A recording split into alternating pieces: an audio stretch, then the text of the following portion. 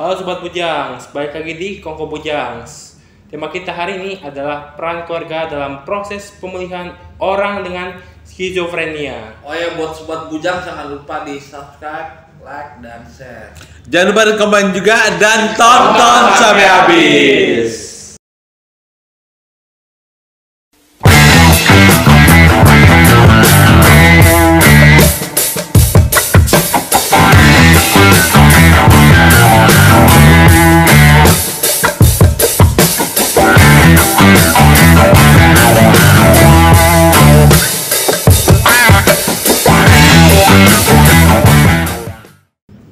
Oke Sobat Bujangs, kita udah masuk ke sesi 3 nih, yaitu bagaimana atau tips-tips dalam keluarga menghadapi atau mendampingi orang dengan skizofrenia.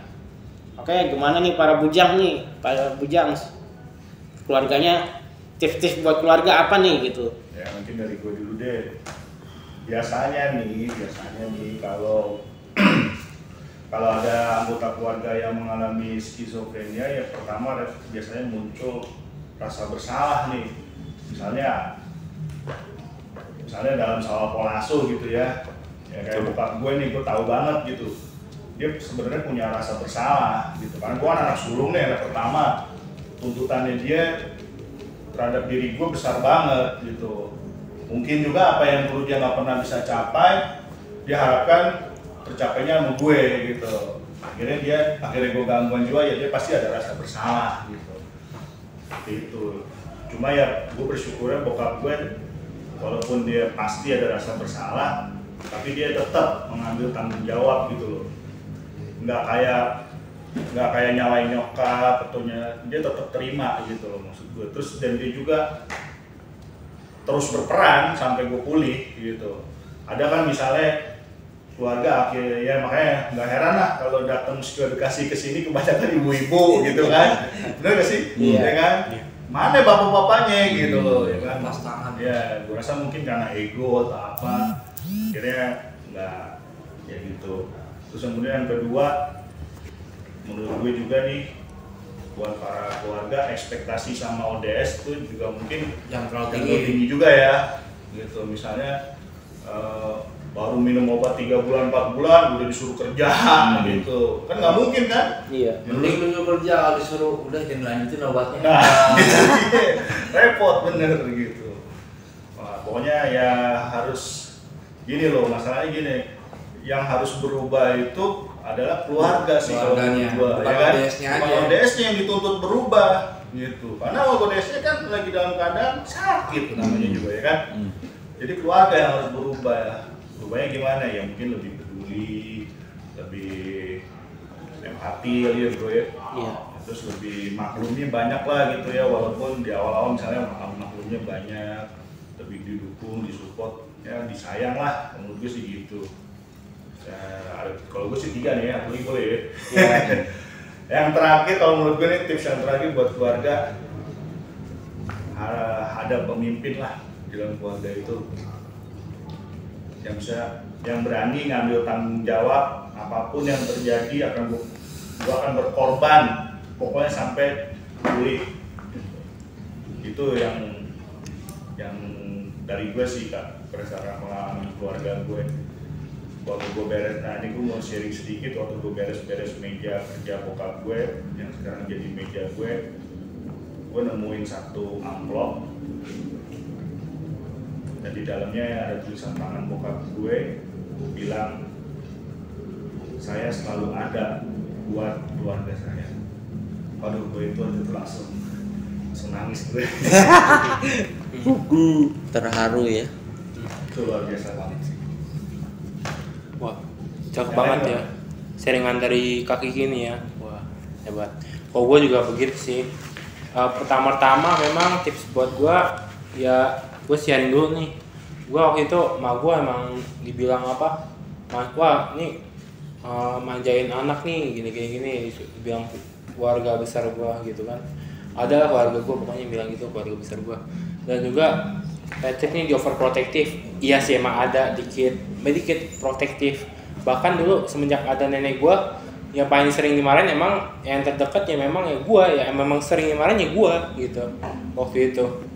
Ya menurut gua sih ya mama gua ngambil tanggung jawab itu, dan juga ya itu terima aja gitu kan. Namanya juga tapi anak juga kan, dan juga mungkin ada hal-hal yang lain mungkin kan. Dan juga yang kedua, ODS atau ODGJ ini memang harus kalau bisa ya move on dari masa lalunya. Ya maksud gua move on ini ya terkait dengan apa yang terjadi gitu pada masa lampau, misalkan dia pernah dipukul, pernah dilecehkan, segala macam maksud gua. Itu ya dibiarkan pergi gitu hal-hal tersebut gitu. Yang ketiga ya buat caregiver ini ya kalau bisa ya dengan tulus, dengan ikhlas, dengan sebaik-baiknya, dengan kasih sayang dan lain-lain, pokoknya dengan positif tinggi juga terhadap ODGJ gitu kan yang dirawatnya. Ya berharapan juga bahwa dia pasti bakal sukses gitu. Doanya juga gak bakal dilupain sama Tuhan, gak bakal ini malah diterima dengan tulus hati sama Tuhan gitu. Amin. Kubunya santuy gimana? Kalau dari gue sih orang tua tuh terutama ibu gue gitu sabar ngadepin gue gitu, mengerti gue sakit skizo gitu. Terus gue berusaha biar sakit gue sembuh, cuman gue mikir orang tua gue udah pada tua semua gitu. Gue jadi mikir ntar penerusnya mau nggak mau gue gitu kan. Sama gue mikirin dari orang tua gue sih ngasih tahu, lu sampai kapan kayak gini terus nggak berubah. Kalau bisa sih berubah gitu, soalnya lu anak lelaki, waktu-waktu kalau orang tua lu dari bapak gitu kan meninggal, gue yang nerusin.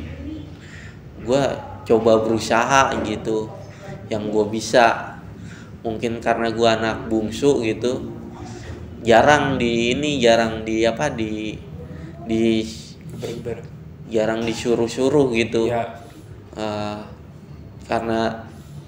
Karena itu buat kebaikan gue ya gue lakuin gitu kan, biar gue bisa. Terus jasa-jasa kakak-kakak gue lagi gue sakit, dia bela-belain buat pengobatan gua ke alternatif atau ke rumah sakit, dibela-belain. Terus ya banyak lah dari seorang orang tua yang banyak berkorban buat gua gitu. Kalau dari Bujang Mehong sendiri, yang pertama kali harus dilakukan keluarga yang memiliki anggota keluarganya yang schizofrenia gitu. Pertama, obatnya dipastikan diminum oleh ODGJ-nya gitu. Terus jangan ada misalkan ada kasih sayang, ada punishment, itu kan misalkan dari ibu disayang banget oleh ODGJ-nya, dari bapak keras gitu, dikerasin udah gaji, tuh jangan balance saja gitu sebaiknya gitu. Lembut gitu, jangan satu punishment, satu reward, iya gitu. Jadi kesian gitu ODGJ-nya gitu. Jadi balance saja, tetap berikan kasih sayang terhadap ODGJ-nya, tapi jangan dipaksakan ODGJ-nya harus ini, harus kerja, harus nikah, harus ini, nainu gitu. Jadi biasa aja gitu. Ada waktunya nanti ODGJ juga kalau dia pulih bisa berpikir dia harus apa gitu. Nggak selalu ODGJ bergantung sama keluarga gitu. Nggak selalu gitu. ODGJ juga berpikir kognitif ODGJ tuh nggak berkurang, biarpun dia udah minum obat schizofrenia gitu. Dia bisa berusaha gitu untuk dirinya sendiri, nggak selalu di tempat tidur, nggak selalu makan doang, nggak selalu minum obat doang gitu. Minum obat udah pasti gitu, tapi nggak selalu kayak gitu. Bantu-bantu orang tua. Bantu orang tua, iya. Kalau peran keluarga tips-tipsnya sih kalau bagi gua jangan terlalu menuntut banyak dulu sama ODGJ-nya di awal-awal. Obatnya diminum dulu rutin, kalau kita lihat udah stabil, udah bisa kita kasih saran ini, kita bantuin ini, dia bisa nerima. Nah, di situ kita berperan orang tua atau orang terdekat untuk mengarahkan si ODGJ ya. Jadi biar ODGJ nggak tergantung gitu sama keluarga gitu. Bisa disuruh ngepel, apa bersihin tempat tidur atau bersihin kamar gitu. Terus kalau misalnya udah stabil gitu, bisa ODGJ-nya diajak ya kerja sama siapa gitu atau siapa. Yang penting obatnya tetap diminum gitu. Atau ya itu obat gunanya bukan untuk kecanduan tapi untuk kebutuhan gitu. Jadi di situ peran keluarga juga berperan. Satu lagi, saling kompak lah dalam merawat ODGJ-nya ya. Jangan timpang tindih. Kasih sayang boleh tapi jangan berlebihan gitu. Jangan buat ODGJ-nya kayak nggak bisa berbuat apa-apa gitu. Padahal sebenarnya ODGJ-nya mampu untuk melakukan berbagai hal gitu. Dan terakhir ya gitu, orang tua harus nurunin egonya dan harapannya dia ke yang udah ODGJ ini gitu. Jadi kalau misalnya harapannya segini ya diturunin gitu. Pokoknya intinya ODGJ-nya udah bisa mandiri, udah di situ orang tua berperannya nggak usah terlalu banyak lagi, cukup maintenance atau mewaspadai dari jauh gitu. Tambah lagi ya sih gue pernah gitu dikasih tahu sama dokter gue jadi pernah ngeliat di kalender itu. Jadi di kalender itu penjelasannya bahwa kalau orang dengan schizofrenia udah nggak mungkin bisa berpikir atau mampu seperti orang pada biasanya gitu, pada umumnya. Misalkan kalau orang pada umumnya 100%, jadi 80, 75, kalau di situ 75.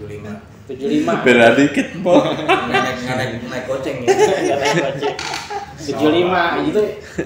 Jadi ya itu gitu. Tapi kadang Perang yang itu dibilang gitu, maksudnya kita suka ngebanding-bandingkan gitu loh. Iya, benar. Jadi kok gua ngerasa nggak bisa gitu. Orang yang lain kok bisa, gua nggak bisa gitu. Padahal kalau dokter gua ngebandingin lagi. Kayak di luar sana banyak nggak orang yang pada umumnya nggak kerja, lu nggak kerja gitu. Jadi sama aja gitu kata dia. Jadi kayak gitu. Pokoknya stabil aja udah cukup, lebih dari cukup ya. Stabil, terus kalau bisa berfungsi dan produktif itu sih. Peran keluarga kalau udah di situ ya tinggal merawat atau maintenance tuh artinya apa?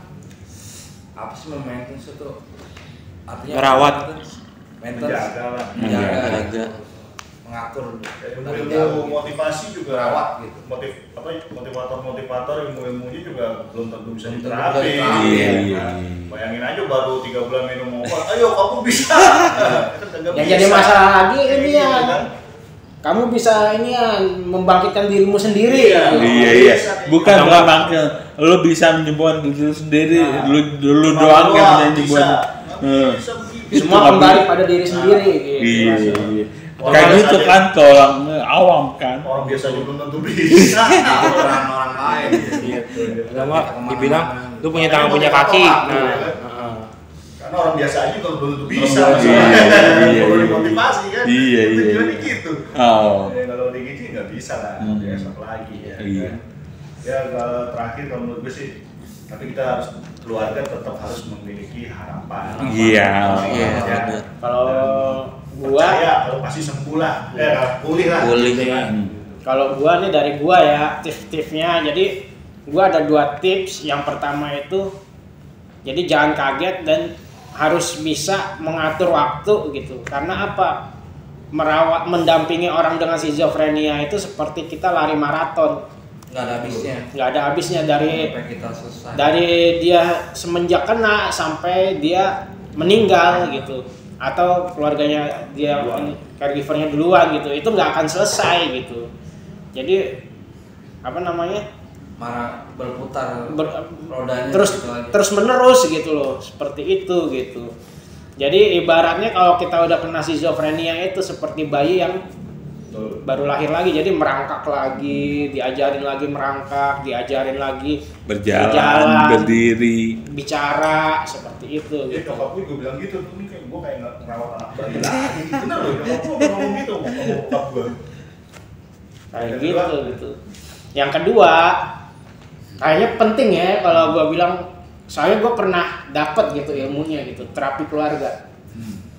Itu yang ini psikolog klinis gitu, terapi keluarga gitu. Jadi bagaimana itu mengharmoniskan kembali hubungan antar keluarga yang udah retak, udah pisah atau gimana gitu, atau berantakan lah gitu. Jadi bagaimana waktu itu gue dapetnya ada pola antara misalkan anak lebih pro ke ibu, anak lebih pro ke bapak.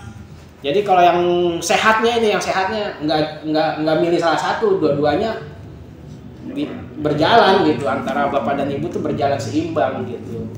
Kalau dari gue sih itu aja sih. Gue nambahin lagi dikit dari yang poin nomor 1 tadi tuh, bahwa ini perjalanan gitu kan.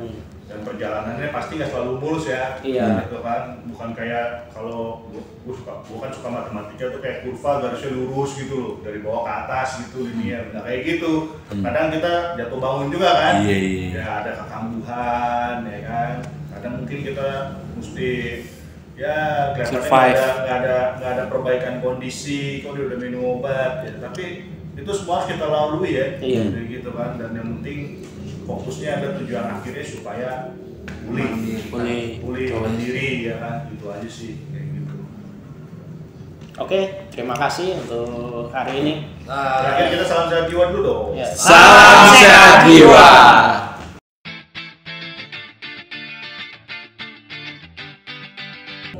Hai Sobat Peduli Jiwa, saya Patrick, anggota KPSI, ingin menawarkan kaos KPSI dengan ukuran S sampai XXL.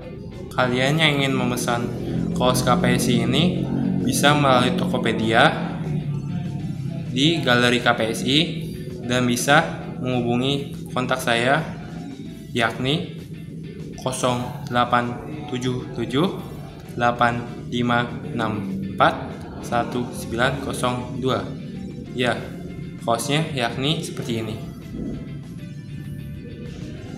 Kalian bisa mendonasikan untuk KPSI untuk bertahan di link ini. Sampai jumpa.